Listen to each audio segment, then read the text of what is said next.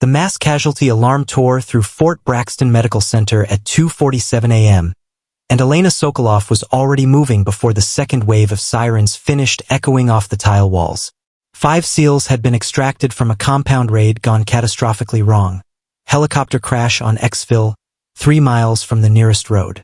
They arrived in the back of 2 Black Hawks, strapped to litters, blood soaking through field dressings that had been applied in the dark, under fire, by men who weren't trained medics but had done the best they could. Chief Surgeon Marcus Voss stood at the center of the trauma bay like a man conducting an orchestra he alone understood. He was tall, silver-templed, the kind of surgeon whose name got engraved on hospital wings. He looked at the incoming litters, then at the thin roster of available staff, and his eyes landed on Elena, 26 years old, for months into her rotation, still wearing the slightly too big scrubs the hospital had issued her on day 1. "Sokolov," he said, and there was already amusement curling at the corner of his mouth. "Take the 5 SEALs. All of them. You wanted trauma experience. Here it is." A ripple of laughter moved through the nurses' station behind him. Everyone knew what he was really saying. 5 critical special operations casualties, multiple gunshot wounds, a probable pneumothorax, crush injuries from the crash. This was not a rookie's assignment. This was a joke with a body count attached. And Voss delivered it with the practiced ease of a man who had humiliated interns before and would do it again. "Yes, doctor," Elena said. Her voice didn't shake. She was already snapping on gloves.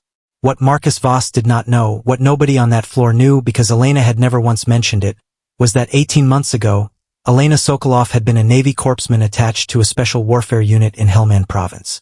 She had run into gunfire to drag a 200-pound SEAL off a collapsed rooftop. She had done a field tracheotomy with a ballpoint pen casing because the kit was 30 yards away and the man had 90 seconds. She had left the Navy quietly, medically discharged after a training injury re-aggravated in combat, and walked into civilian nursing school without telling a single classmate what she'd survived to get there. She moved down the line of litters with a speed that made the orderlies stop and stare. Bed 1. Sucking chest wound, and her hands found the occlusive seal on instinct, taping 3 sides, leaving the 4th open to vent, the exact technique that had kept men alive in the back of a moving vehicle under fire. Bed 2. Femoral bleed, and she had the tourniquet windlass tight before the attending physician had even crossed the room. Bed 3. A young SEAL, maybe 24, going pale and glassy-eyed with shock, and Elena's voice dropped into something low and steady. "Stay with me, petty officer, you're not done yet, I've got you." Words that weren't hospital protocol, they were battlefield language, and the SEAL's eyes snapped to hers with sudden, startled recognition. "You're military," he rasped. "Hold still," she said, and kept working. By the time the trauma team caught up to what was happening, Elena had already stabilized 2 patients and triaged the remaining 3 with a precision that read less like nursing and more like combat medicine. Voss watched from the doorway, arms crossed, waiting to see the rookie crack. She didn't crack. She built a rhythm, assess, stabilize, handoff, move, that the actual attending physicians struggled to match. Nurses who had ignored her for months were suddenly running supplies at her direction without question, because something in her voice made you obey it. The 4th SEAL, the largest of them, had a crush injury to his lower leg and was fighting the pain meds, disoriented, starting to thrash. 2 orderlies moved to restrain him. Elena got there first, leaned down close to his ear, and said something none of them could hear, but whatever it was, the man went still, blinking up at her like he was looking at a ghost from a different life. "Ma'am," he said, were you attached to 3rd Group? 2 years back. Kandahar Corridor?" Elena's jaw tightened. "I need you to breathe for me, petty officer." Slow, deep. He obeyed, but his eyes stayed locked on her face, searching, and something in his expression had shifted from pain to disbelief to something closer to awe. Voss finally stepped forward, irritation flickering across his face at the attention his joke assignment was suddenly commanding. "Sokolov. Status report." Elena straightened, stripped 1 bloody glove, and gave it to him clean and clinical, vitals, interventions, priority order for the OR, delivered in the flat, unhurried cadence of someone who had given this exact kind of report 100 times before in far worse rooms than this one. Voss's smirk faltered for just a second. He couldn't place it, but something about the way she spoke made the hair on his arms rise. Then the fifth SEAL, still being wheeled in from the ambulance bay, lifted his head off the gurney, saw Elena's face under the trauma lights, and said the words that would end Marcus Voss's smirk for good. Doc Soalof? Jesus Christ. It's really you. The room went quiet enough to hear the monitors beep. If a story about a woman everyone underestimated turning out to be exactly the person the room needed hit something in you, that's exactly what this channel is built on. Hit subscribe now because Chapter 2 is where the truth comes out in front of everyone, and Voss finds out precisely who he's been mocking. The name landed in the trauma bay like a dropped tray of instruments. Doc Soalof. Not nurse. Not ma'am. Doc. The word combat units used for the medic who kept them breathing when nothing else in the world was working in their favor. Elena's face didn't change, but her shoulders dropped half an inch, the particular posture of someone who has just been recognized after working very hard not to be. The fifth SEAL, a broad-shouldered man named Reyes with a laceration across his scalp and blood crusted into his eyebrow, was struggling up onto his elbows despite the nurse trying to keep him flat. Petty Officer Reyes, Elena said quietly, lie back down before you pull something worse than a stitch. You pulled me out of a burning MRAP, Reyes said, ignoring her, his voice cracking with something between disbelief and relief. 2 years ago, Kunar Province. I was pinned under the door frame and you climbed in through the gunner's hatch while it was still on fire to get me out. I never got your name. I never got to say thank you. And now you're standing here in scrubs like it's nothing. Voss's arms had slowly uncrossed.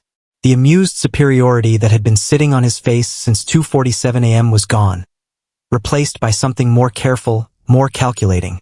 As the pieces started assembling themselves in front of the entire trauma team, the SEAL from bed 3, the one who'd first caught her tone and called her military, spoke up next, voice weak but certain. She said, "Stay with me, you're not done yet. That's not something they teach in nursing school. That's something you only say if you've said it before, over a body, in the dark, and meant it." Reyes wasn't finished. Doc Soalof ran combat trauma for our platoon for 14 months. She's got a Bronze Star with a Combat V that the Navy tried to give her at a ceremony she skipped because she said she didn't do it for a medal. She held pressure on my leg for 22 minutes in a moving vehicle under fire and didn't stop talking to me the entire time, because she knew if I stopped hearing her voice, I'd stop trying to stay alive. His eyes were wet now, and he didn't seem to care who saw it. You gave her a joke assignment tonight. She just saved 5 of us because you don't know who the hell you're talking to. The trauma bay was dead silent except for the steady, stabilizing rhythm of 5 monitors.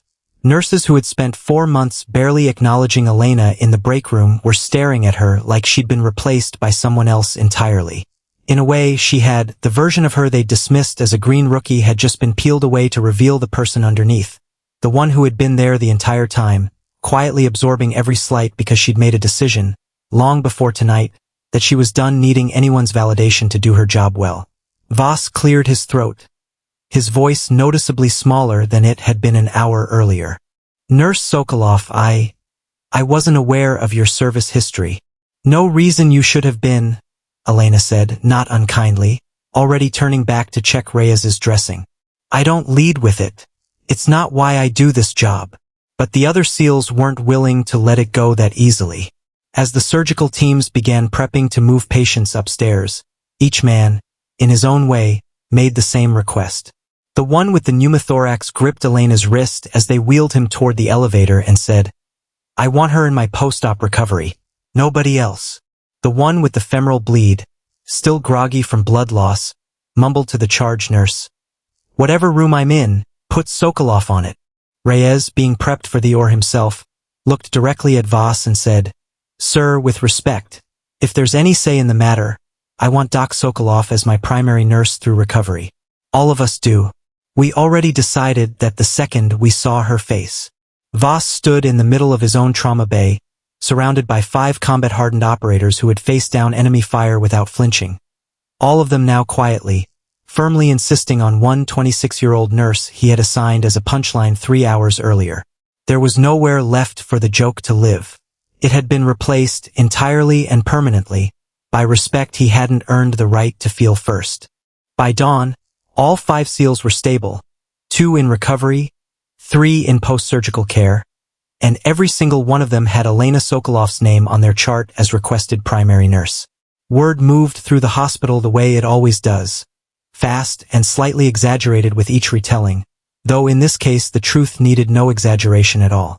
The rookie nurse Voss had tried to humiliate had, within a single shift, become the nurse every decorated warrior in the building was asking for by name. Elena didn't gloat. She didn't need to.